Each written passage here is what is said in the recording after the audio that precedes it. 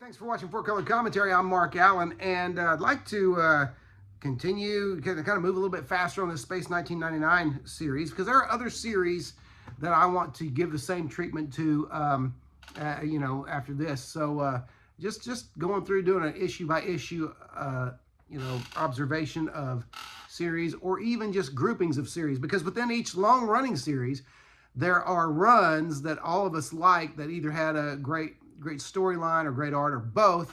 And so I want to get through this, but first, this is a Space 1999 issue number 4, publication date May 1976. Now, first of all, you know me, you know I'm about the story first, even though I condition, all that kind of stuff.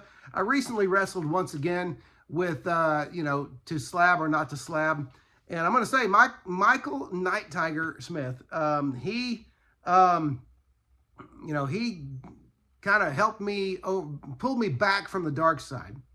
A couple of books I was ready to slab, and I just I never could get a good feel about it. First of all, I keep hearing that prices are declining on what those slab books bring, and plus I never could get around this feeling of ickiness that you're taking a book that's valued, even if it's a book that's valued at like $600, and people at one time were paying, $1,200, $1,800 for a book like that, just because it's sealed in a little plastic capsule. And something about that just felt off to me. It felt gross. And so thank you, Michael. Michael's been breaking open his slabs lately. I saw this on Facebook, and I appreciate that, you doing that. And because it just kind of helped me realize, hey, I don't want to mess with this slabbing business. Comics are for reading, for touching, for smelling, and you can't do any of that when they're slabbed. And some people have the argument, and first of all, to each their own. If you want to do that, that's great, you do that. Some people do have the argument that, listen, there are some classic books that have been so, that have been reprinted so many times, it's not hard to find the story out there. And, slabbing and selling this book could help my family with this bill or that bill. Great, go ahead. For me, though, if I get into an emergency situation financially, yeah, I'll slab some books. But otherwise, I want them to be free. And so that was just a public service announcement, I suppose. But anyway, Space 1999, number 4. First of all, now, what I was getting at, I'm about the story. If it's a mid-grade or something like that, but I do like high-grade books, and this was a really nice one that I found a while back at a show. In fact, I think this was at the Neo Show Art Con a few weeks ago or several weeks ago, and just love that the fact that and now as I'm reading these, it's making sense to me why it's hard to find Space 1999 books in high grade, because they were red. And again, you've got this great early John Byrne cover here. He's even dated it there, John Byrne, 75. And so great stuff there. And just a neat, nicely colored, and with that distinctive Charlton look.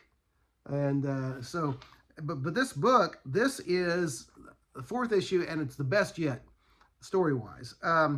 Again, without giving away much of the story, let me give you a really nice examples of Byrne art in here, John Byrne art. And in a moment, I think Johnny was slipping himself in the story right there. That looks very much like other early representations of John when he'd put himself in the comics. But anyway, that's definitely, okay, I forgot. I hadn't read this. It's been a few weeks since I've read this. This character's name is Mal Burns, B-U-R-N-S. So yeah, that's definitely John putting himself in there.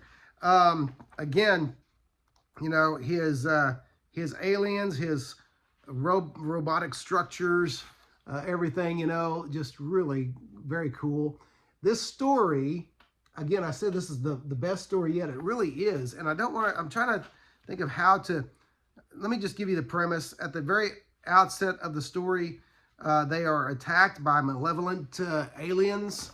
Our crew members are attacked, and at least one is kidnapped.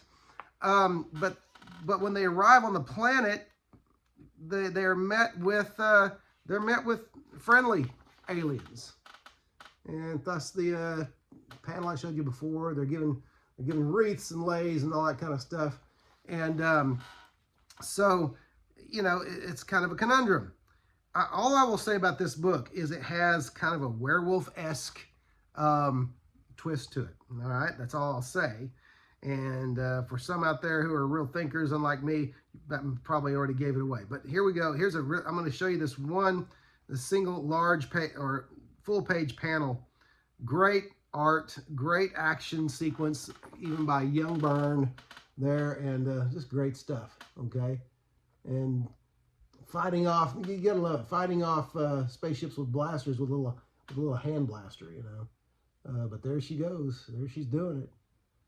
And while her partner, you know, holds on to her to keep her from falling out of the sky ship. All right.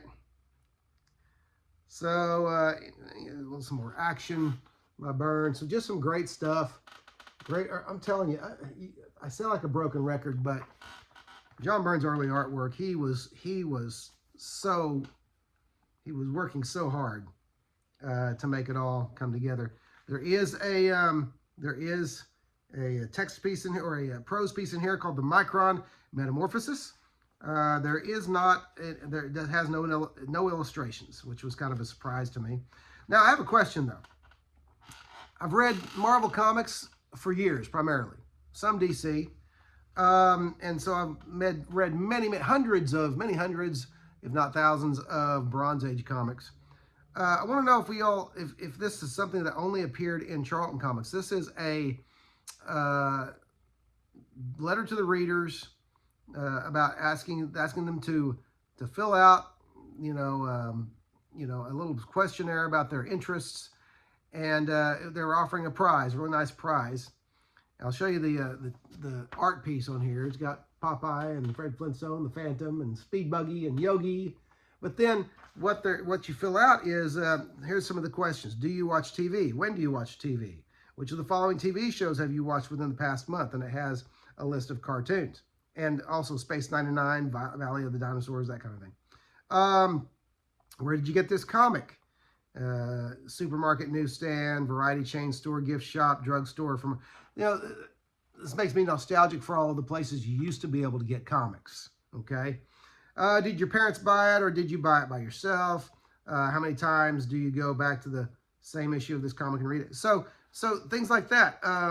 Asks about what kind of drinks they like, what kind of, you know, pop they like, carbonated drinks, what sports they like, what favorite snack foods they like. So how many cars does your family have? I don't remember seeing anything like this in early Marvel comics. So I'm just wondering if any of you have ever seen that questionnaire before. Now I know, obviously, you Charlton heads, which I'm not of that, you know, group yet. I'm not able to call myself a Charlton head, but I wondered if you've seen this in other books, Marvel or DC or other independents. So anyway, that's it. That's Space 1999 number 4. Great, just lots of fun. And I'm telling you, this series has been surprising me as to how engaging it is and just how fun to look at it is. So that's it. Thanks for watching. Don't forget to comment. Don't forget to like, comment, and subscribe, especially comment. Think about that questionnaire. Where have you seen that before? Is it only Charlton books, or other publishers have it in their comics as well? But that's it for now. Thanks for watching 4 Color Commentary. I'll see you next video.